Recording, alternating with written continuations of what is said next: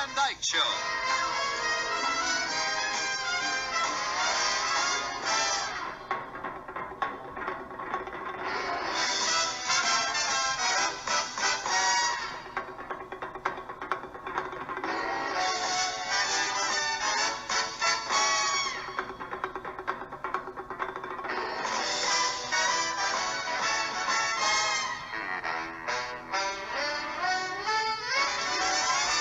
Hello, Dick Van Dyke Show friends. Welcome to my YouTube channel. My name is KJ Ricardo.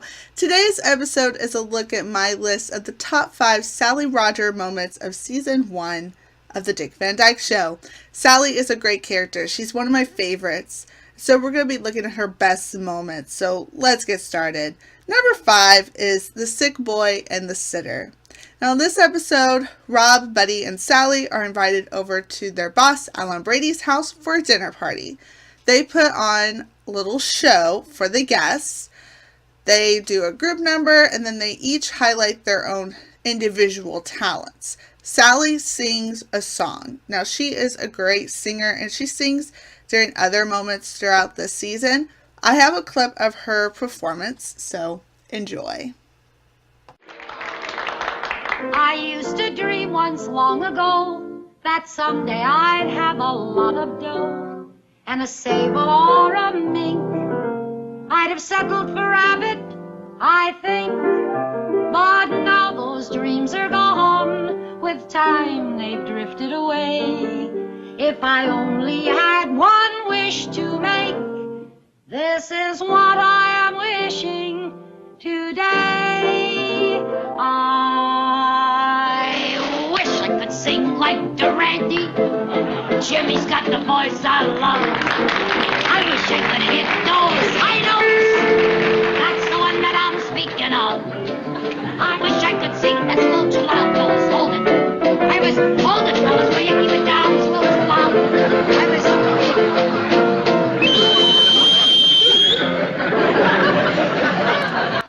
Number 4 is the Twizzle. Now this episode is pretty great in itself with the Twizzle dance, but the beginning of the episode is a great Sally moment. Sally discovers this young man who dances the Twizzle at a bowling alley. She brings him over to Rob and Laura to show him to Rob to say, we need to have him on the Alan Brady show. She gets really into it when she is describing what this man does, what the Twizzle is all about. It's such a great moment featuring Sally Rogers, and I have a clip of this moment. Just watch and see how energetic and excited she's like, and he goes like this. It's just such a great moment, so check it out. Well, I was at the bowling alley, and He was at the bowling alley, right? and I went up to the lunch counter to buy a hamburger. Now, you get the drama of this. He went up to the lunch counter to get a hamburger. You got this? The jukebox was going. The jukebox was going. Everybody did it. And the hamburger was sizzling. And the hamburger... And I started tapping my He foot. started tapping his foot like this. Go, tell him. I didn't even know it. I started ad-libbing lyrics, and I'm moving. I guess I was reacting to the beat. Yeah, and some of the kids at the lunch counter started saying, go, go. And he goes, everybody do the twinkle. Gotta go. I gotta admit, Sal, this guy is great. Hey, Randy, are you really that good? Rob, to come up and tell you about all this, I gave up a date with an unmarried accountant whose mother likes me. Wow, you must be fantastic. Fantastic. Listen, Rob, all I can say is that people don't bowl anymore. They just rent shoes and they twizzle. Number 3 is Sally is a Girl. Now the next 3 episodes are episodes that are completely focused on Sally.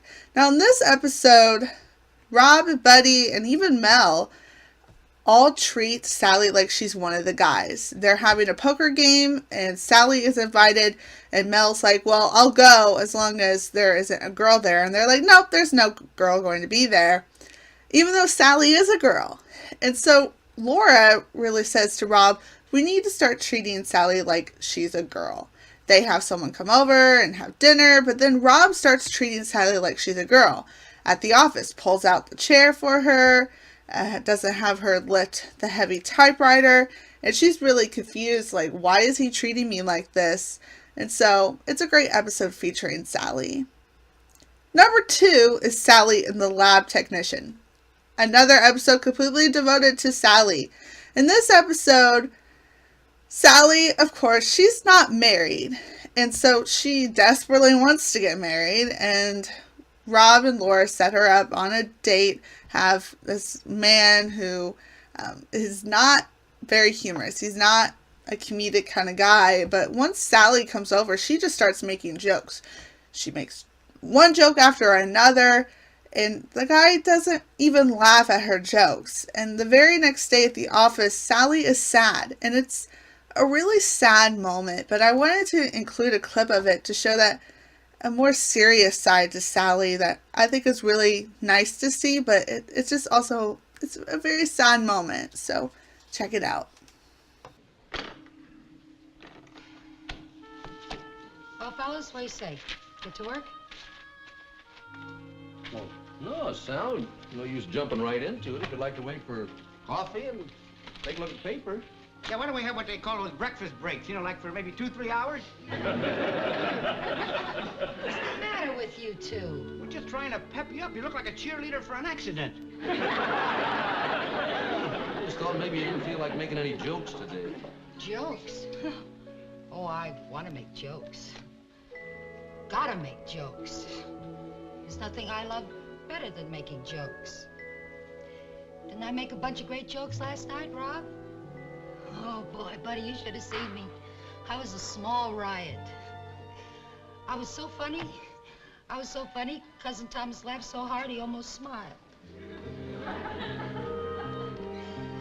I was so doggone funny. I couldn't stand myself. Who's a prune yogurt? Excuse me.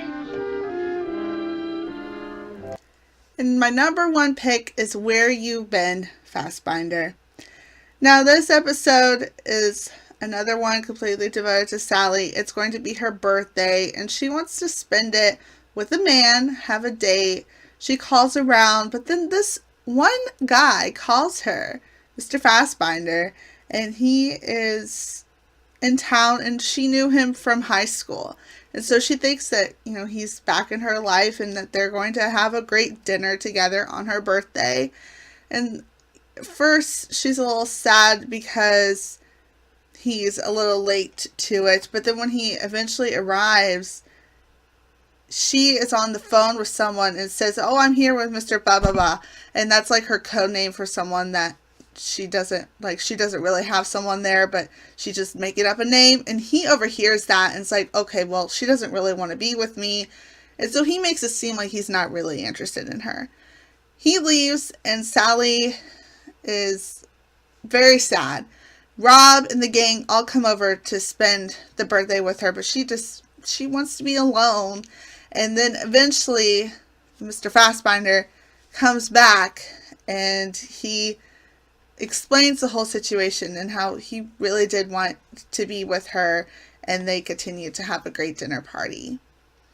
That's it. That's my look at the top 5 moments featuring Sally from the very first season. She's a great character. She's very comedic. She's a great partner with Rob and Buddy on the writing staff, but also it's just, she's so funny with how desperate she is to find a man and everything. And so I hope you enjoyed this week's video. Stay tuned because I have a special closing video for you. Hello, Dick Van Dyke Show friends. This is a closing message to let you know that next week I won't be having a regular Dick Van Dyke Show video on Monday because it will be Christmas. So I'll be taking the day off.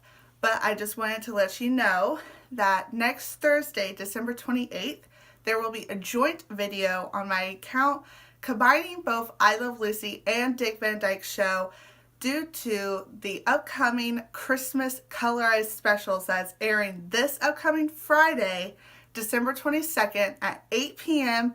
on CBS. CBS is colorizing 2 I Love Lucy episodes and 2 Dick Van Dyke Show episodes. So I will be doing a review on this special next Thursday, December 28th.